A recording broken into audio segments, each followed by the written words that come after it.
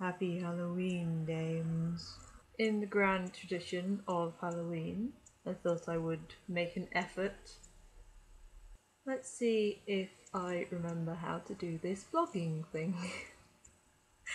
So whether you've seen Mean Girls or not, you've probably heard the quote, Halloween is the one time of year when a girl can dress like a total slut and no other girl can say anything about it. Obviously, it's not quite what I've gone for.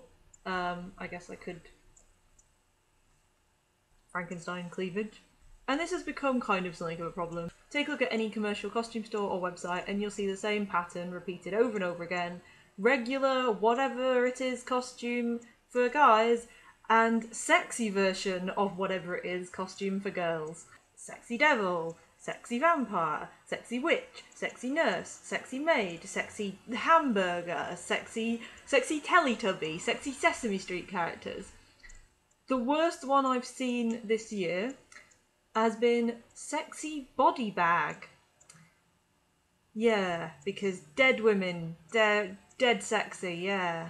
I'm going to put a link to a blog below which shows a lot of these, called fucknosexisthalloweencostumes.tumblr.com. Basically, it's a double standard and it's sexist, objectifying crap, which we shouldn't put up with.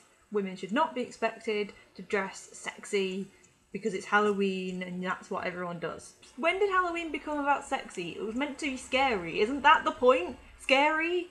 Ah! In reference to this, there's a video that's been going around in the last few weeks called Things You Can Be on Halloween Besides Naked, which I'll link to below. And it has a song in it which is just making fun of sexy everything costumes that women are expected to wear and saying you don't have to dress sexy and you can, and basically encouraging people to make their own costumes instead of buying into this mass marketed, commercialised, sexy Halloween for women. And that's great. I'm all about homemade costumes, as you can tell. It's tinfoil, hairspray, face paint. But a lot of people have pointed out, and I kind of agree with them, that the video has quite a slut-shaming tone to it, which is really just unpleasant. Of particular note are the lines, if you're dressed like a working girl, you're not making it work, and keep your clothes on, keep it classy. So firstly, if you're not a sex worker and you're planning to dress up as some kind of Halloween hooker or something, don't. Because I can guarantee that your costume will reinforce awful, degrading, dehumanising stereotypes about sex workers. And no, please, just no. Stop it. No. And second, the whole, keep your clothes on, keep it classy, is, apart from being classist shit, is a Halloween sweet rapper's wits away from telling people that they need to act more ladylike if they want to be respected and taken seriously. Or, to put it another way, as someone did, that women should avoid dressing like sluts in order not to be victimised. Sound familiar to anyone?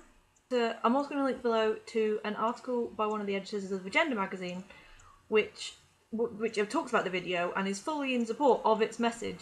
Feminism! Telling women to put their tits away. The article dismisses accusations of slut-shaming as choice feminism. Apparently they were slut-shamed by a friend a couple of years ago when they dressed as a sexy cat, and they were glad that their friend slut-shamed them because their comments freed them from the pressure to wear sexy costumes and restored their childish joy for Halloween. Brilliant! I'm glad that they no longer feel pressured to wear revealing outfits when they don't want to, that they have the childish joy of dressing up and having fun at Halloween. But that doesn't make it okay to shame other women who do choose to wear sexy outfits. And I know, these choices aren't made in a vacuum. They're heavily influenced by our patriarchal society and culture, by media messages that teach women that we should be sexy and that sexy is always good.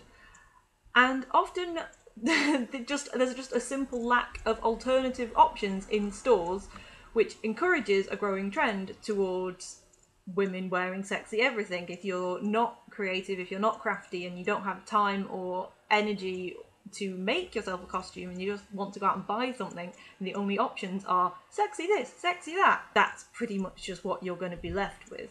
We're all inescapably a product of our society. I get that. But how does that make it okay to have a go at women who either haven't, can't, or don't want to choose otherwise? Women who, for one night of the year, feel brave enough and confident enough to dress provocatively. Women who have the body confidence to dress provocatively and wish that they could dress provocatively in public more often, but for whatever reason, to do with family or friends or career or reputation, they can't. And so for one night on Halloween, they can use that as an excuse to let themselves go. By all means, let's target the costume manufacturers and demand to know why the only costumes they market to women now seem to be the sexy versions of the male costumes. Why they're making increasingly sexualised costumes for ever younger girls. Let women and girls know that they don't have to dress sexy for Halloween.